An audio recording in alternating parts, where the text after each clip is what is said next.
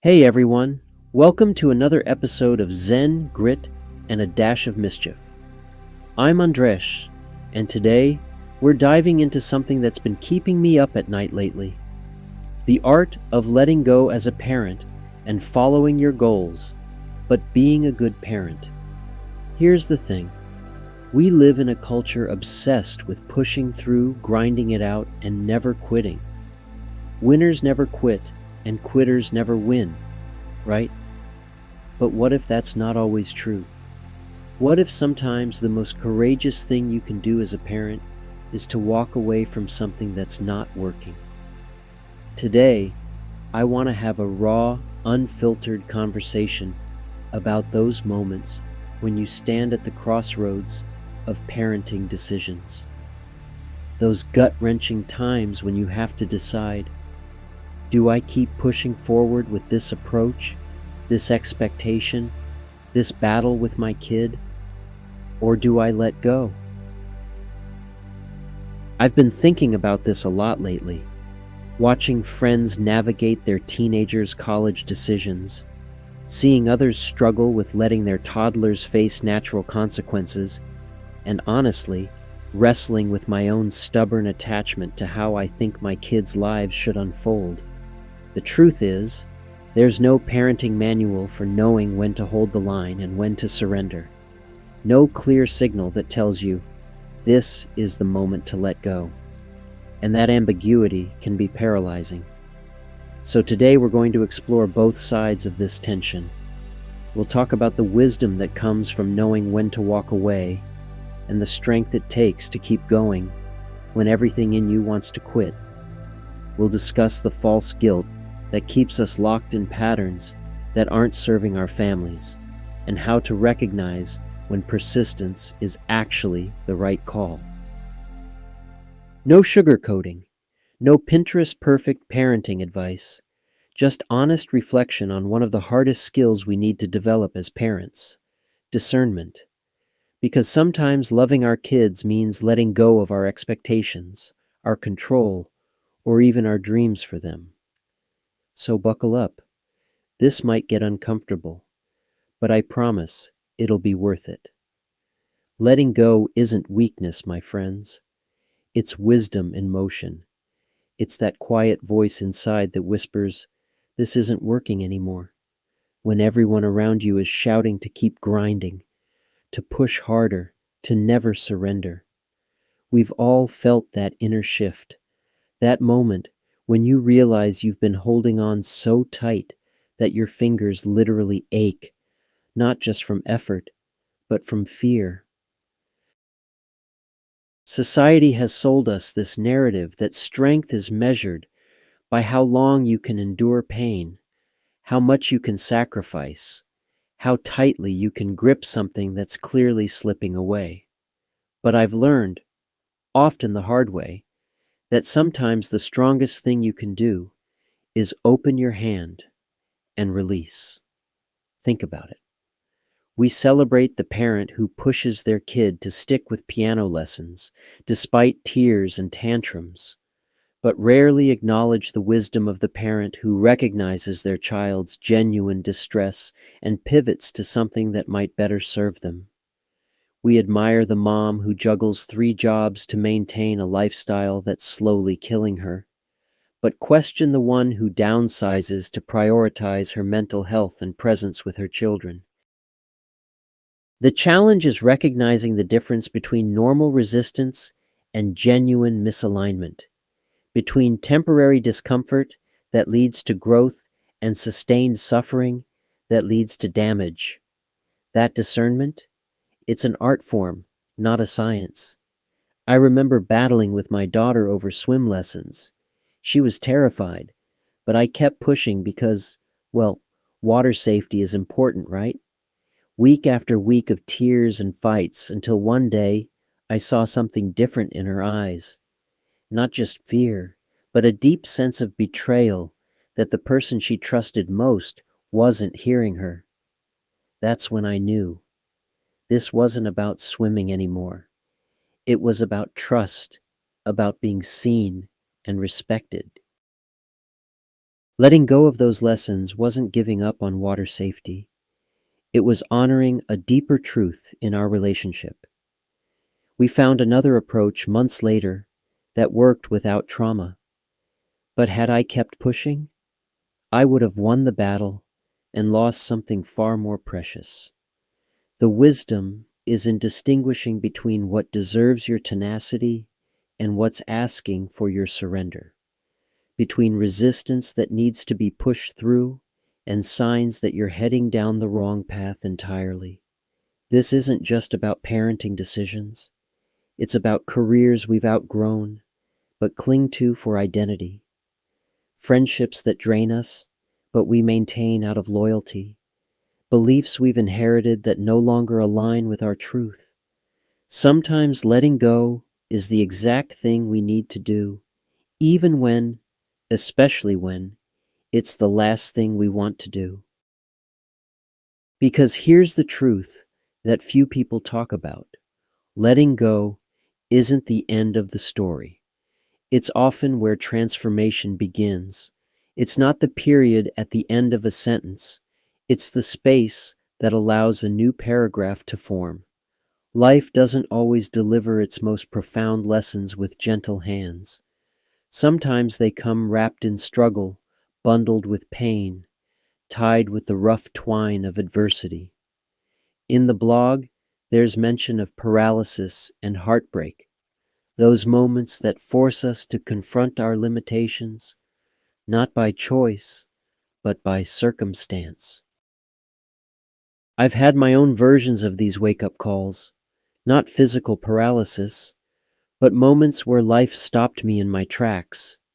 That startup I poured 3 years and every penny into, when it collapsed, I spent months in this strange emotional limbo, pushing forward because I didn't know what else to do. My identity had become so entangled with this vision of success that walking away felt like erasing myself. There were days I kept grinding not from passion, but from fear. Fear that stopping meant failure. Fear that changing direction meant weakness. Fear that if I let go, I'd have nothing left to hold on to. I recognize that same pattern in so many parents I talk to. The mom who continues a disciplinary approach that's breaking her relationship with her teenager because consistency is key. The dad who forces his artistic son into sports because that's the path he knows. We've all experienced that mental and emotional fatigue that comes from forcing something that isn't working. That bone-deep exhaustion that makes you question whether grit is enough, whether perseverance alone can overcome fundamental misalignment. It can't. And that's the lesson that took me years to learn. Here's what I've discovered. The art of letting go isn't about giving up. It's about growing up. It's about developing the emotional maturity to recognize when something isn't serving you anymore, when the cost exceeds the benefit, when the struggle has transformed from productive discomfort into soul-damaging resistance. Children hold on to toys they've outgrown because they're attached to what those objects once meant to them. As adults, we do the same with relationships, careers, parenting approaches, and identities. We cling to what no longer fits because we remember when it did. The most powerful growth often happens in that space between holding on and letting go, in that uncomfortable, uncertain gap where you're not quite sure what comes next. That's where transformation lives. That's where you discover parts of yourself you couldn't access when your hands were full of things you should have released long ago. I think about my friend who spent years trying to fix her strong-willed daughter through increasingly strict discipline. The breakthrough came not when she found the perfect parenting technique, but when she finally let go of who she thought her daughter should be and began to see who she actually was. The moment she stopped trying to bend her child to her vision and instead adapted her parenting to her child's nature, That's when healing began for both of them. We all come to those pivotal crossroads in our lives, those moments where we stand at the fork in the road, staring down two paths that couldn't feel more different. For parents, these moments can be especially gut-wrenching. Do I push forward with this approach to discipline? Do I continue with these expectations for my child? Or do I walk away from what I thought was right and try something completely different? This isn't just about parenting styles. It's about those universal human moments where we must decide, persist or pivot, double down or let go. And here's what makes it so damn complicated. Both choices require courage. Both demand something from us that feels impossible in the moment. Pushing forward requires the courage of resilience. It asks us to weather the storm, to believe when results aren't visible, to trust the process when everything in us wants to abandon it. It's the marathon runner hitting the wall at mile 20, but continuing to put one foot in front of the other. It's the parent of a struggling teen who keeps showing up with love even when met with indifference or hostility.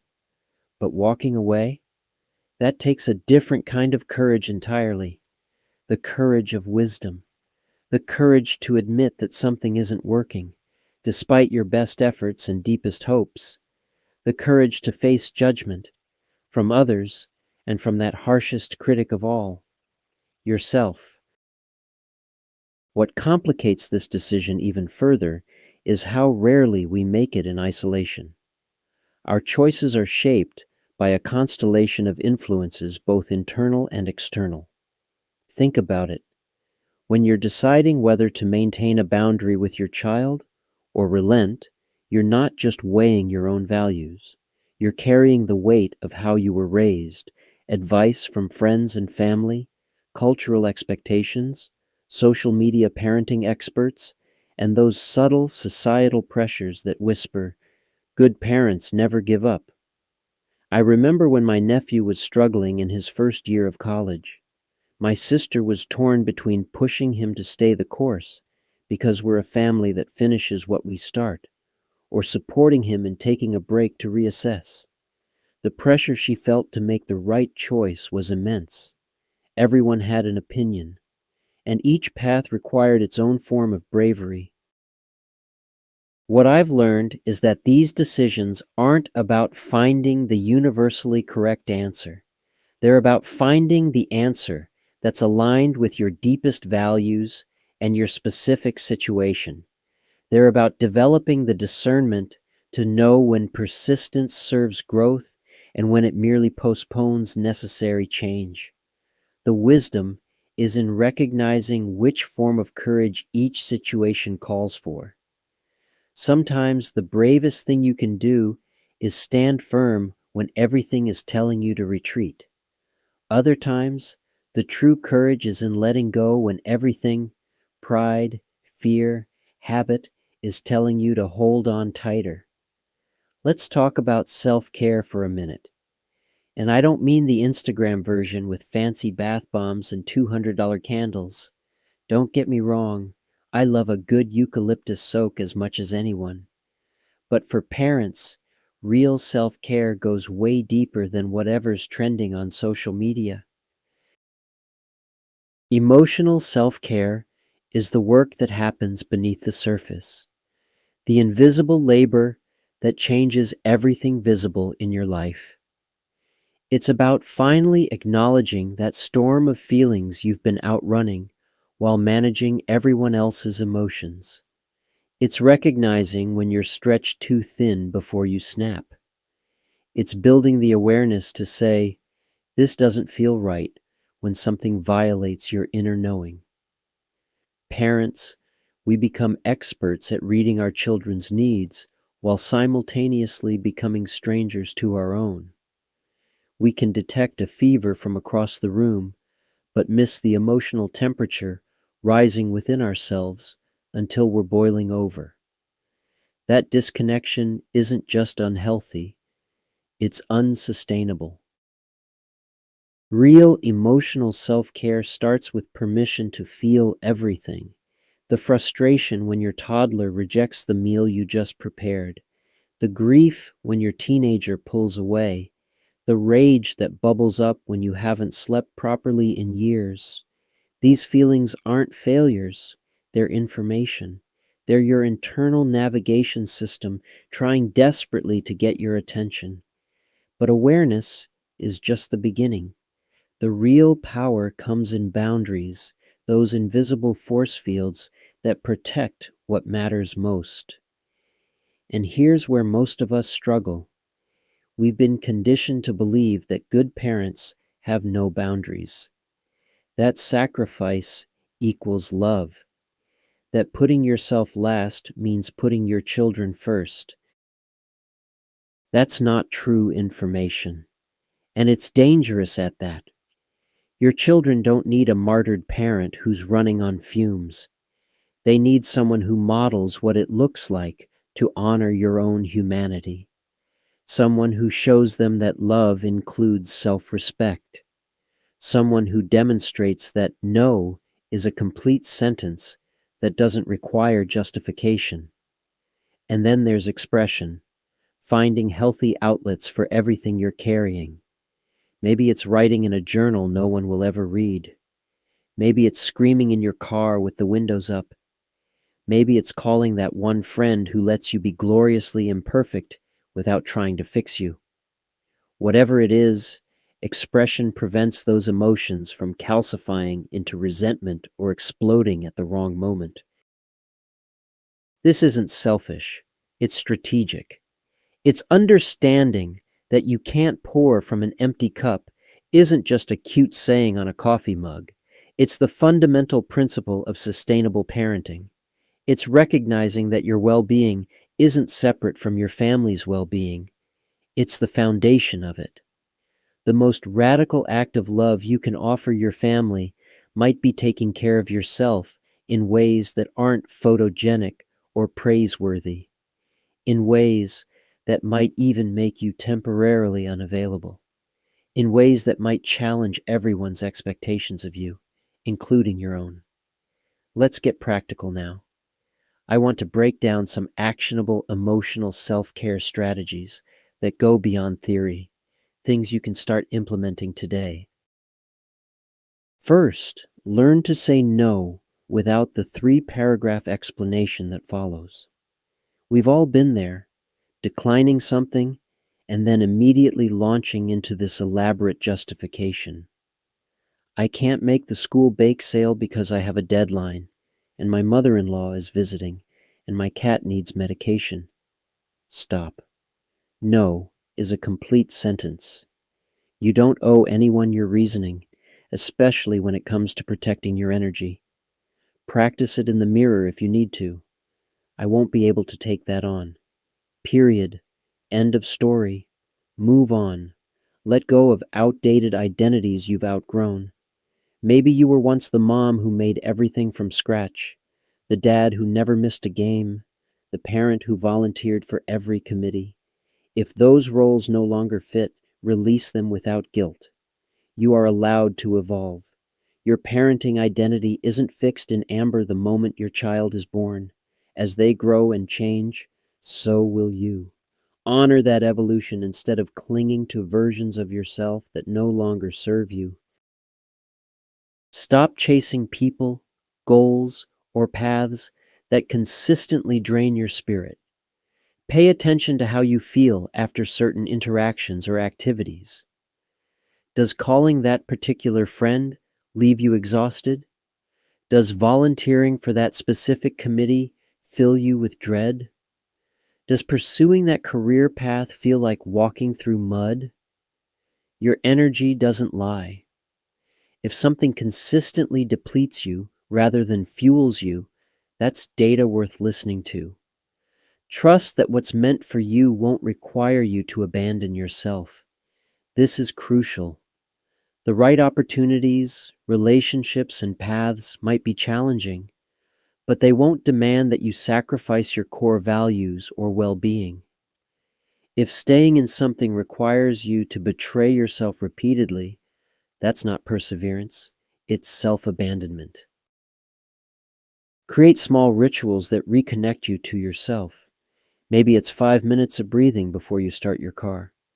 Perhaps it's a weekly walk alone without your phone. It could be journaling 3 lines before bed. These don't need to be time-consuming or Instagram-worthy. They just need to be consistent touch points that bring you back to yourself. Set technology boundaries that protect your mental space. The constant influx of information, comparison, and demands coming through our devices is overwhelming. Delete apps that trigger anxiety. Set time limits. Create no phone zones or hours in your home. Your attention is precious. Stop giving it away to whatever screams loudest from your pocket. Remember that rest isn't just a physical need, it's an emotional one too. Schedule recovery time after emotionally demanding events or periods, even if you physically feel fine. That difficult parent-teacher conference, that week of sleep training, that family reunion, they all require emotional recovery, not just physical downtime. The truth is, self-care isn't self-indulgence. It's self-preservation. It's not a luxury, it's maintenance. And implementing these strategies isn't selfish. It's sustainable. Because the alternative isn't working harder, it's breaking down. And your family needs you whole, not heroic. Let's talk about red flags. Those warning signals that shouldn't be ignored when you're at that crossroads of whether to let go or keep pushing. These signals aren't just noise. They're your internal guidance system trying to protect you.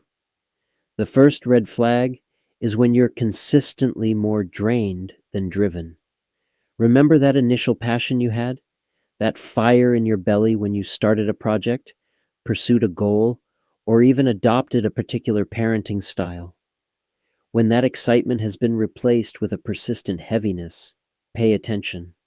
I'm not talking about temporary fatigue or the natural ebbs and flows of enthusiasm. I'm talking about that bone-deep exhaustion that comes when something that once energized you now feels like a burden you're dragging uphill. When getting through it feels like survival rather than thriving, that's data. The second red flag is when you're staying out of fear, not love. This is a big one, especially for parents. We often continue down paths because we're afraid of what letting go might mean. Fear of judgment from other parents. Fear of what walking away says about us. Fear of the unknown that lies beyond this familiar struggle. Ask yourself, if fear wasn't in the equation, would I still choose this? If the honest answer is no, you're no longer making choices from your center. The third warning sign is when you're consistently compromising your core values. Let me be clear. This isn't about occasional compromise or temporary discomfort. This is about a pattern of betraying what matters most to you. Maybe it's a parenting approach that looked good on paper, but goes against your instincts. Perhaps it's a community that expects conformity when you value authenticity, or a relationship that requires you to make yourself smaller. If your peace is the price you're paying, it's too expensive. Period. The fourth red flag, and this might be the most subtle yet significant, is that nagging intuition that keeps nudging you. That quiet whisper saying, "This isn't right." We've become masters at drowning out this voice with logical justifications, busy schedules, and the noise of everyone else's opinions. But that intuitive nudge, it rarely steers you wrong. It's pattern recognition operating at a level your conscious mind hasn't yet accessed. Here's what makes these red flags so tricky. They're often accompanied by external validation. The thing you want to walk away from might be bringing you status. Other people might envy or admire your commitment to it. Society might celebrate your perseverance. But external validation is a poor substitute for internal alignment. I've learned this the hard way, staying in situations long past their expiration date because I confused endurance with wisdom, because I thought walking away meant I lacked grit. But sometimes the most courageous thing you can do is admit when something isn't working and have the integrity to change course. Now let's flip the coin and explore the other side of this equation. When should you keep pushing forward? Because while I've just outlined when to walk away, there are absolutely times when perseverance is the right choice, when digging deeper is exactly what's needed. The first sign you should keep going is when you still feel sparks of passion, even if they're smaller than they once were. I'm talking about those moments when, despite the challenges, you catch yourself getting excited about possibilities. Maybe it's not the constant flame it once was, but if there are embers that can still be kindled, that's significant. For parents, this might be seeing your child struggle with something you've been helping them with for months, but then catching that moment when they suddenly get it. That burst of joy and connection that reminds you why you've been so dedicated to this approach. Those moments matter. They're telling you there's still something here worth nurturing. The second indicator is when you're experiencing what I call constructive fear. Not all fear is a signal to retreat. Sometimes that nervous energy, that flutter in your stomach, is telling you you're at the edge of growth. It's the difference between, I'm afraid this will harm me, and I'm afraid because this matters. The fear that comes with expanding beyond your comfort zone is different from the fear of self-betrayal. I feel this every time I try something new with my audience or share a more vulnerable story. That voice saying, "Are you sure about this?" isn't always telling me to stop. Sometimes it's just acknowledging that I'm doing something that matters, something with stakes.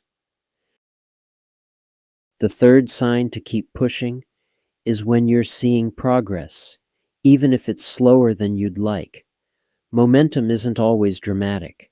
Sometimes it's subtle shifts, small victories, incremental changes that are only visible when you look back at where you started. If the trend line is moving in the right direction, even with setbacks along the way, that's worth honoring.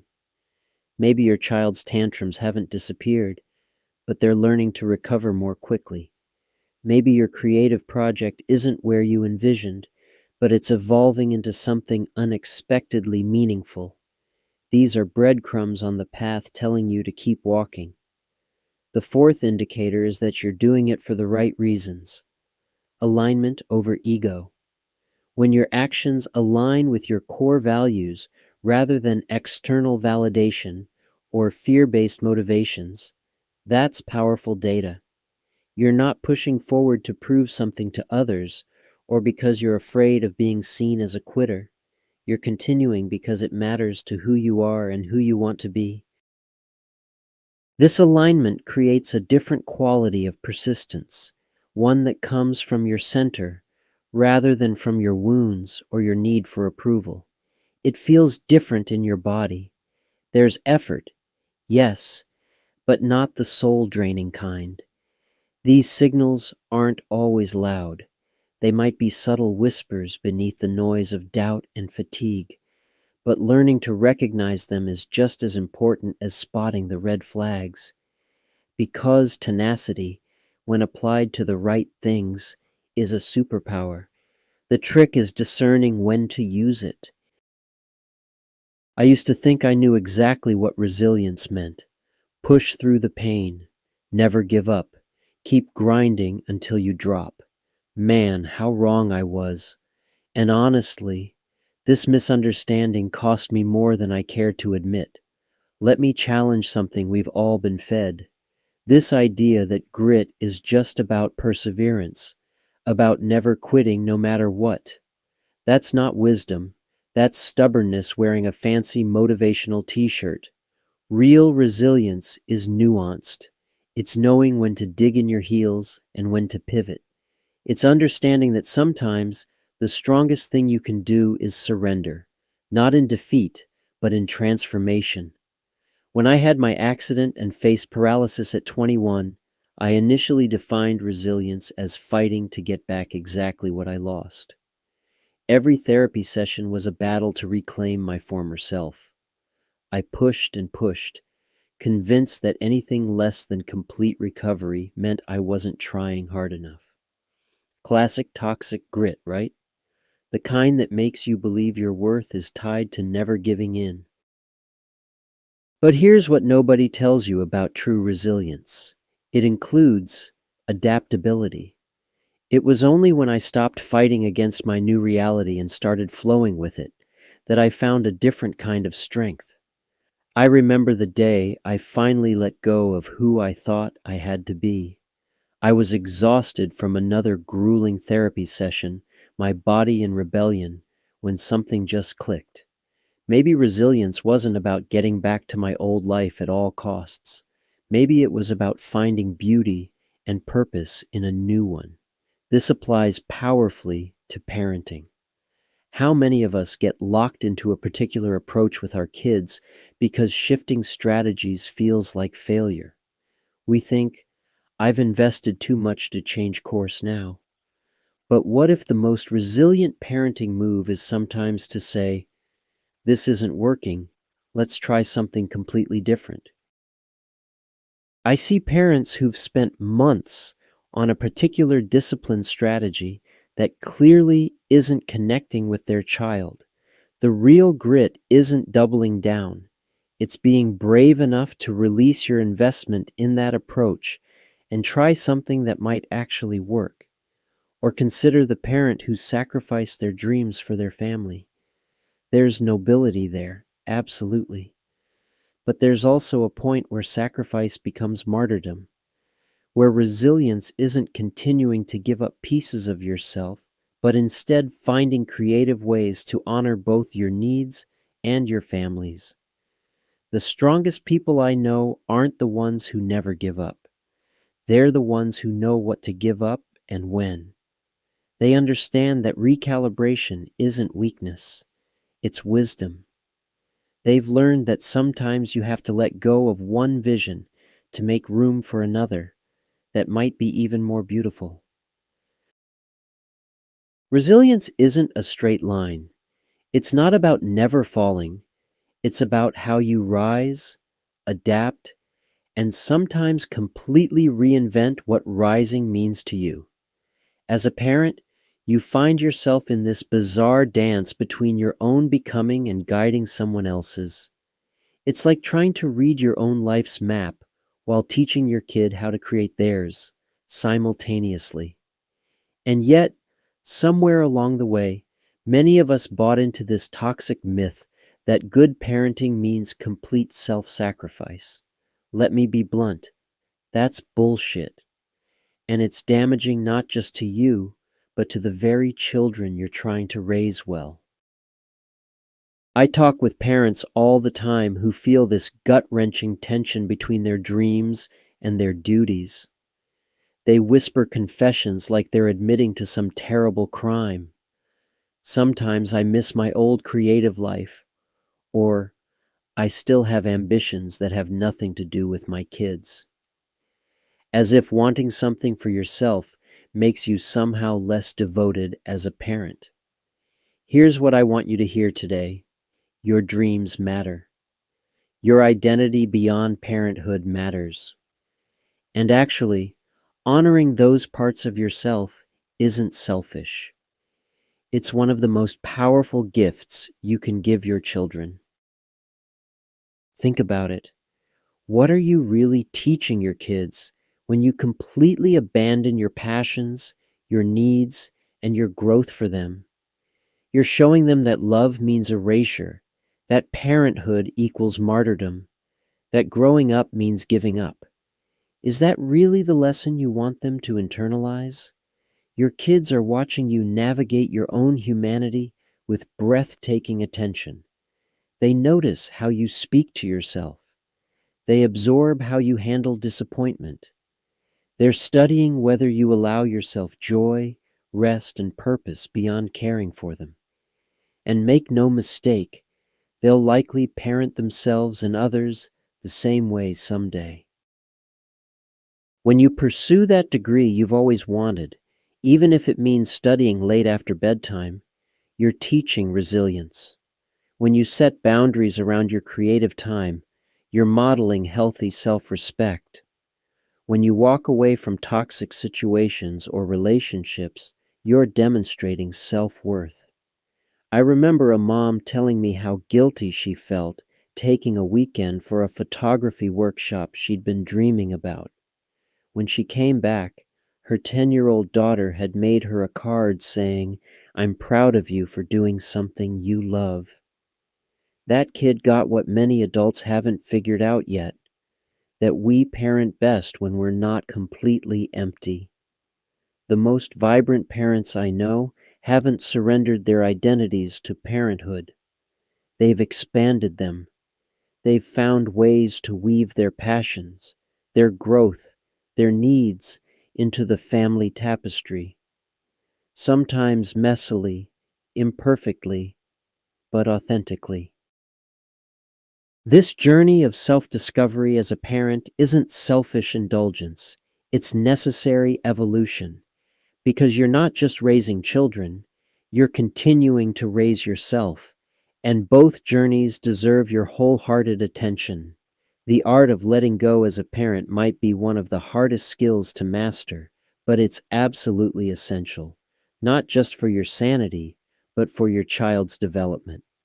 Let me break down what this actually looks like in practice. First, we need to reframe how we think about rest. In our hustle culture, taking a break feels almost criminal. But here's the truth. Rest isn't the opposite of productivity. It's a crucial component of it. When you allow yourself to step back, recharge, and breathe, you're actually creating space for better parenting decisions. You're modeling for your children that humans aren't machines, that value isn't measured in constant output. Next time you feel guilty for taking that nap or saying no to volunteering at yet another school event, remind yourself, my rest teaches my children healthy boundaries. That's not laziness. That's wisdom in action. The second strategy involves allowing your identity to evolve alongside your children. Many parents get stuck in a specific version of themselves, the mom of a toddler, the dad of a high school athlete, and then panic when that phase ends. But parenting is fluid, not fixed. Your identity should shift as your children grow. Ask yourself regularly, who am I becoming now? What parts of myself am I rediscovering as my kids need me differently? What new aspects of my identity want to emerge? This isn't an identity crisis. It's healthy evolution.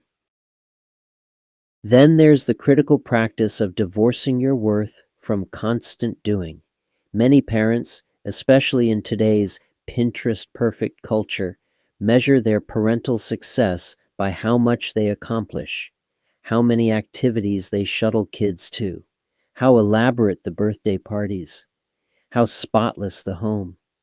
But what if your worth as a parent has nothing to do with your productivity? What if it's about your presence, your values, your authentic connection?